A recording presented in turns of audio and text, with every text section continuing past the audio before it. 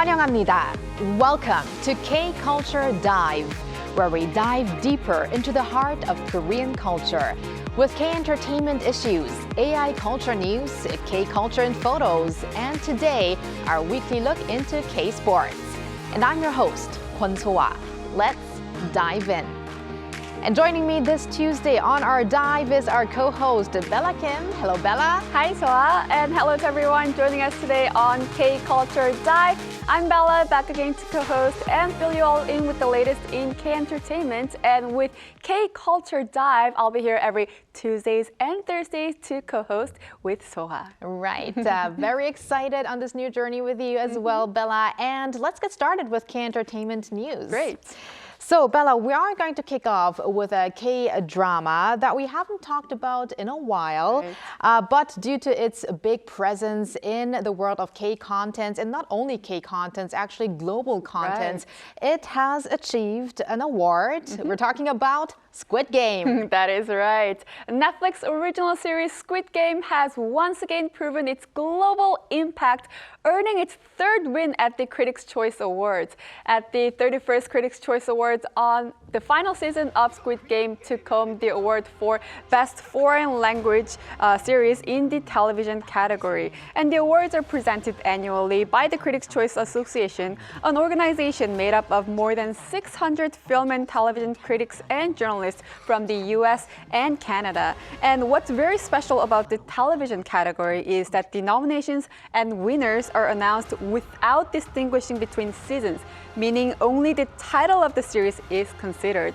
So despite this competitive and season-neutral format, Squid Game has consistently stood out for its high quality and popularity. The series first made history with Critics' Choice in 2022 when its first season became the first Korean drama ever to win Best Foreign Language Series. And in the same year, lead actor Lee Jung-jae also earned international acclaim by becoming the first Korean actor to win Best Actor in a drama series. And the momentum continued last year when Squid Game 2 was released and claimed the same award once again. And with this year's win, Squid Game has now won 3 Critics' Choice Awards, further cementing its legacy as a groundbreaking series. It definitely has. I mean, there were some mixed responses regarding the second season and Right. the third season, but it looks like the critics were more than satisfied with the whole 3 series. Yes. And now, let's talk about an upcoming film that many people are looking forward to, especially due to the cast. One of the most anticipated film of this year, Humint, is coming to theaters just in time for the Lunar New Year here in Korea. In the newly revealed teaser images, the 2 lead actors, Do In-sung and Park Jung-min, both present a completely different atmosphere from their previous works, leaving a powerful first impression. And the contrasting moods between the 2 actors instantly reveal the film's underlying tension and narrative depth as well. Humint explores the shadowy world of spying centered on human intelligence networks. Rather than relying solely on action, the story actually focuses on psychological warfare, moral choices, and also the critical moments that define each character's fate. And it's also very exciting to see the first on-screen collaboration between Do In-sung and Park Jung-min. The film industry insiders point to their contrasting acting styles as a major highlight, with strong expectations for powerful on-screen synergy. Humint will premiere on February 11th, so that's something we can all enjoy over the Lunar New Year here in Korea. Right, super excited to see that collaboration Right. between Do In-sung and Park Jung-min. Who are you more excited about? Oh, I want to see Park Jung-min because I don't remember seeing a film or a series with him in like an action or spy genre. So very excited to see him. And especially because Park Jung-min these days has been super hot in With the the- K-enter scene. Yes. Of course. And Bella, we're going to end on late actor Ahn Sung-ki, who passed away on Monday. And it looks like he has been awarded with the nation's top cultural honor. That is correct. Ahn Sung-ki has been posthumously awarded the Kumgwan Order of Cultural Merit, the highest honor in the field of popular culture and arts in Korea. According to the Ministry of Culture, Sport Sports and Tourism, Minister Choi Hee-young visited the funeral hall at the Catholic University of Korea Seoul St. Mary's Hospital to personally present the award to Ahns family. The decoration is an official recognition by the government of Korea for Ahn Sung-ki's artistic excellence and his profound contribution to the history of Korean cinema. And the ministry described him as a national actor whose performances spanned generations and evolved alongside the growth of Korean film. In particular, officials noted that Ahn symbolized the popular expansion and industrial development of Korean cinema during the 1990s and 2000s. Ahn Sung-ki previously received the Bogwan Order of Cultural Merit back in 2005, followed by the Eungwan Order of Cultural Merit in 2013 for his contributions to social causes and the cultural industry. And this latest award marks his third national decoration honoring his lifetime achievements. Ahn debuted back in 1957 and appeared in more than 170 films over a remarkable 69-year career. And his iconic works, including Whale Hunting, Two Cops, and also 실미도, showcased the extraordinary range of his acting.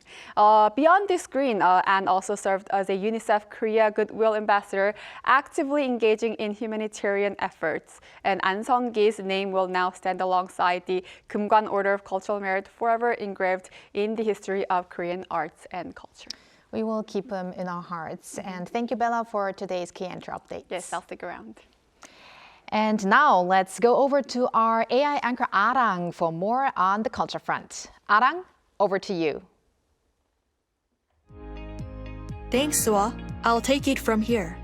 Here's your AI guide to the latest cultural headlines from Korea. Let's begin with our top story. Leaders of South Korea and China agreed to expand cultural exchanges as part of efforts to repair ties strained over the past 3 years under the previous Yoon administration.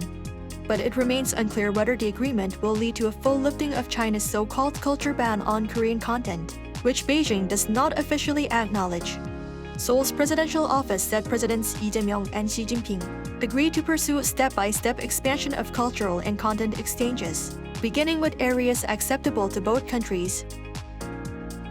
The Culture Ministry plans to introduce a name-based addressing culture, in which employees are called by their names rather than their official titles. The move aims to promote a more horizontal workplace culture and raise work efficiency. Culture Minister Choi Hee-young announced the plan as part of the ministry's work culture reform during New Year's dialogue with staff on Monday. Minister Choi also emphasized that unnecessary practices and ingrained habits must be boldly discarded, vowing to continue ministry reforms to foster a culture of focus and dedication. South Korea's flagship winter event, the 2026 Hwacheonsan Tunnel Festival, will kick off this Saturday.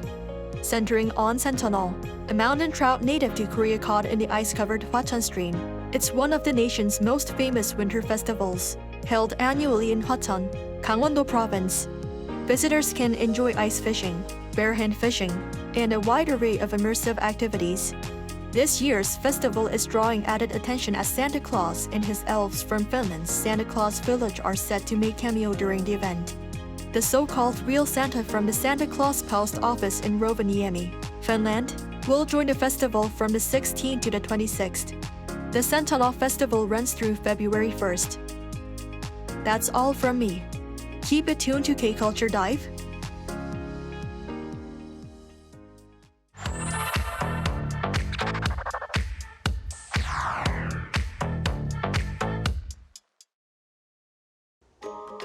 Through a single photo at a time, we take a closer look at culture in Korea. This is K-Culture in Photos. 새해 복 많이 받으세요. That's how people say Happy New Year in Korea. It means may you receive lots of blessings in the new year. And that idea of hope or blessings brings us naturally to this image. What you're looking at here is a horse sculpture created to mark the beginning of the new year, the year of the red horse. In traditional symbolism, red represents vitality, sacred energy, and protection.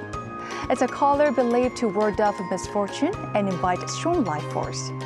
And the horse has long symbolized movement, endurance, and progress, an animal that never stays still, always moving forward.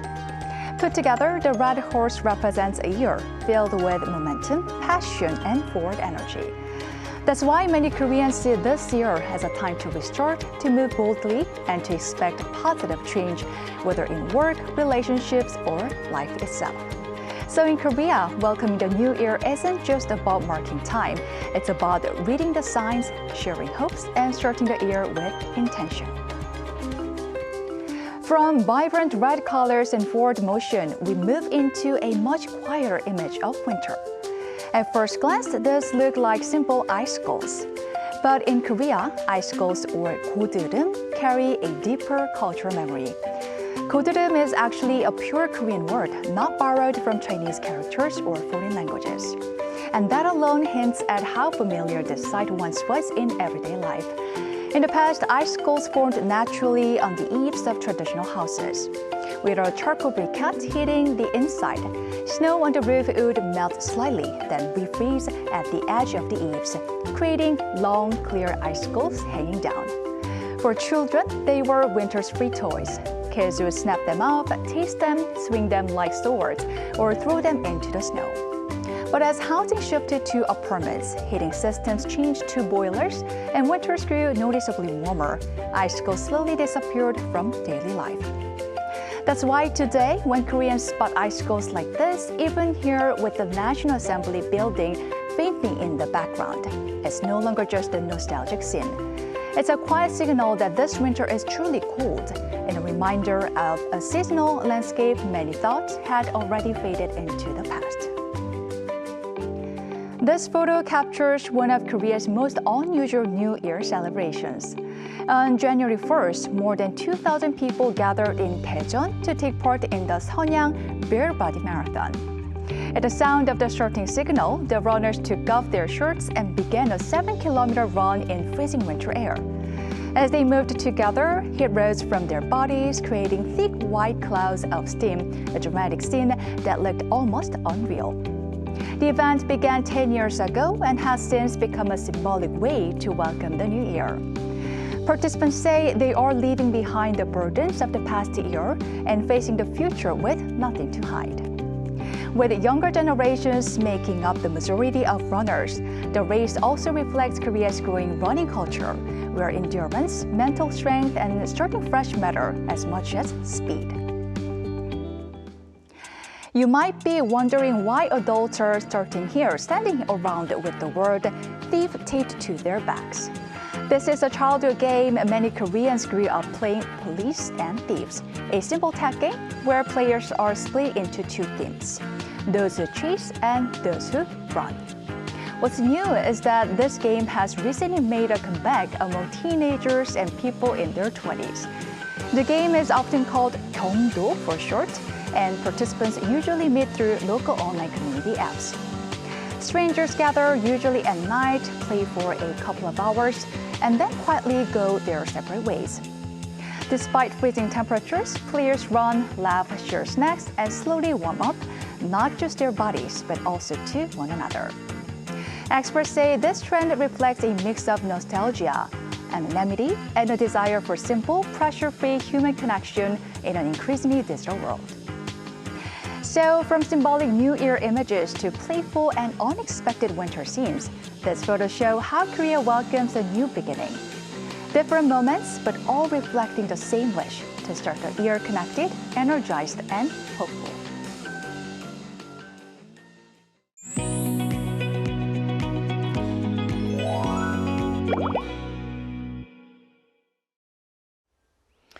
2026 has a lot in store when it comes to big sports events. Here on K-Culture Dive, we will have it all covered by our sportscaster, Jason Lee.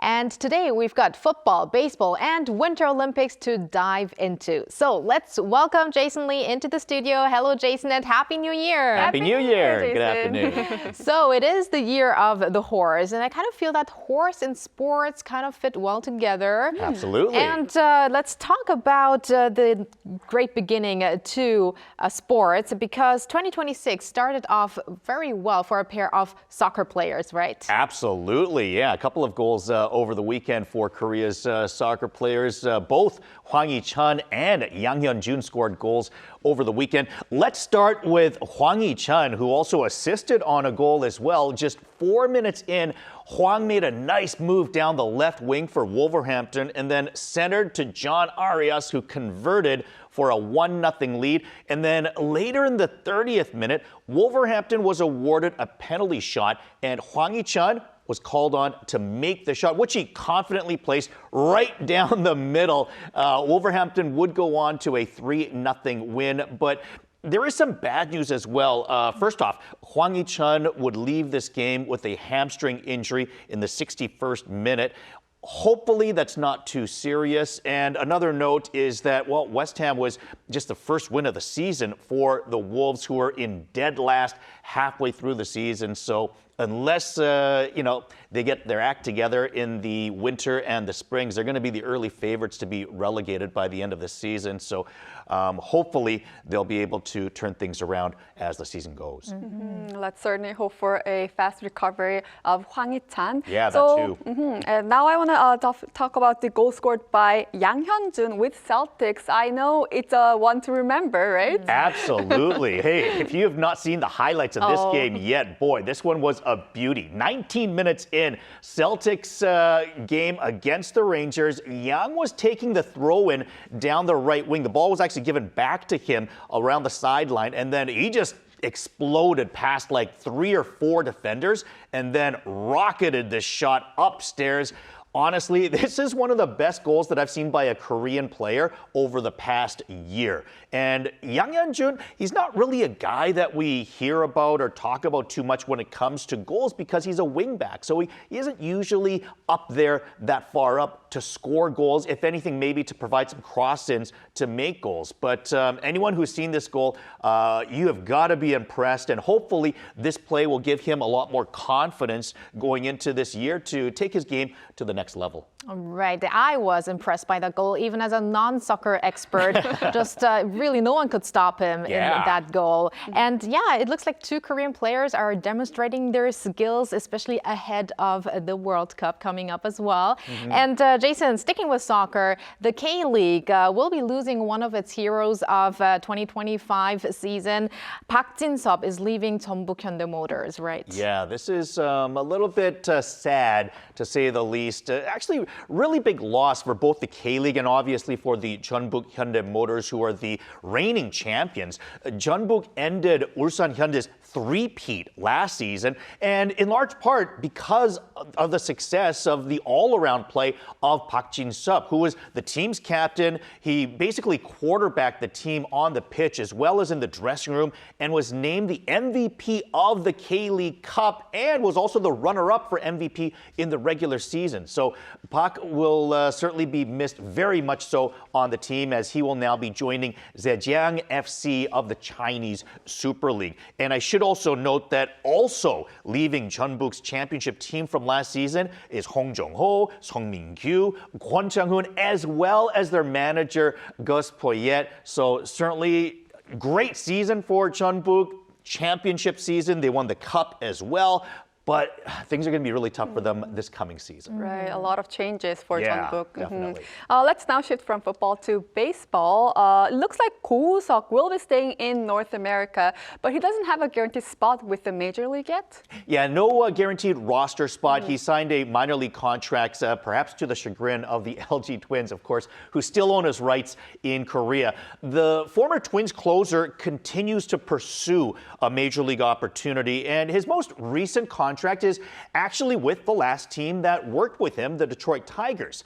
Woo-suk started off with the San Diego Padres a couple of years ago, but was sent down to the minors before making an appearance with the big league club. So he is yet to play in Major League Baseball. He was later traded to the Marlins before being released, and then he was picked up by Detroit last year. Now, all this time, as mentioned, he's yet to get into a Major League debut, but the fact that he was signed by the team that last used him last season, I think this is a good sign that they like his potential. They see that he's capable. And if they can just work with him a little bit, maybe he can, get over that hump. He's still young, just 27 years of age. So hopefully we've yet to see the best of go, go, go. And now let's go to Italia and talk about the Winter Olympics, Milan Cortina Winter Olympics, which are exactly a month away. That's right. Now. Yeah. And Jason, you're going to give us like a preview of what we can look forward to, especially for Korea's medal hopefuls. So what or who are you going to introduce to us today?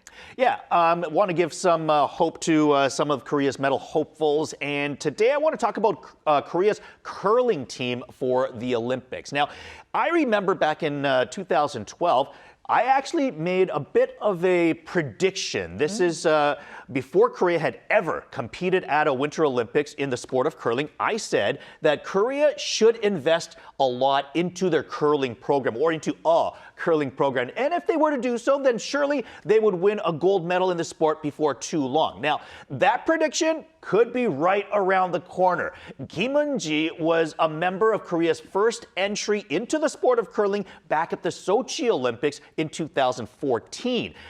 She will now be the skip of Korea's women's team for Milano Cortina next month. And you might remember Kim Eun-jung with the Garlic Girls who won silver at the Pyeongchang Winter Olympics back in 2018.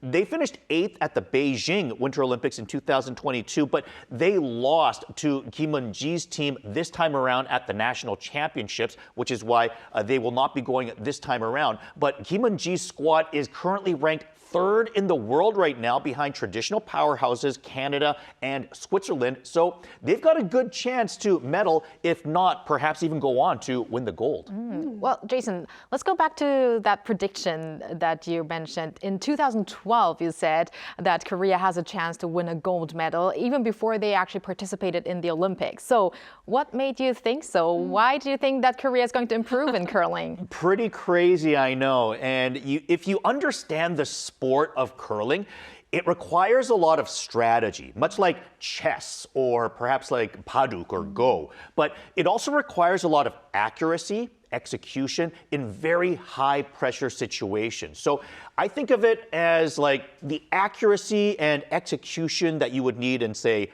archery or perhaps golf, which of course Korea dominate in particular archery. And then you need the wit of games like chess and Go. So if you mix those all together, it's even a lot like RTS games, real-time strategy games in esports like StarCraft, League of Legends. Once again, these are games that Koreans dominate on the global stage. So my thinking was, if you give Koreans enough time to practice, train, understand this game, then not only would they be able to thrive in it, but I could also see Koreans really enjoying playing, watching curling. And I think we've seen certainly the passion that Koreans have towards curling already when we saw them win the silver medal run with Kim Eun-jung and the Garlic Girls at the Pyeongchang Winter Olympics in 2018. So hopefully Kim Eun-ji and her team will take that to another level with a gold medal run next month in Milan Cortina and perhaps make a great prognosticator out of me as well. Oh, looking forward to that to happen. Yes, let's look forward to that. And speaking of curling and Garlic Girls, as you've mentioned, Garlic Girls will still be represented in the next month in the mixed double events, right? That's right. Actually, a 3rd appearance at the Olympics for Kim Sun-young, who was a member of the 2018 team. She will be competing in the mixed doubles event with male partner Jung Yeon-suk. Now, the rules are a little bit different as a 2-player mixed team compared to the traditional 4-member team, but I actually love the mixed doubles event, maybe even more than the traditional 4-player team, because the mixed doubles, it actually begins a couple of days before the opening ceremonies on February the 4th as well. And the way the mixed doubles event is played, because there's only 2 members on the team, really, it's a lot less accurate. So strategy becomes more of a factor, maybe even a little bit of luck. Certainly anything can happen as every shot is more important, especially when you get to the end. it leaves everything wide open for a result. And I think Korea's got as good of a shot as anyone in the mixed doubles event as well. Wow, well, we're going to root for them, and it looks like there's a lot to look forward to in winter sports and also the rest of the year. So thank you very much, Jason, for your first appearance on K-Culture Dive, and looking forward to next week. Look forward to it. Thank you, Jason.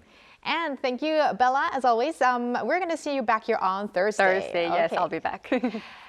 Thanks for watching and your interest in everything K-Culture. Please continue to tune in to K-Culture Dive on Arirang TV Monday to Friday, 2 p.m. Korea time. Keep diving.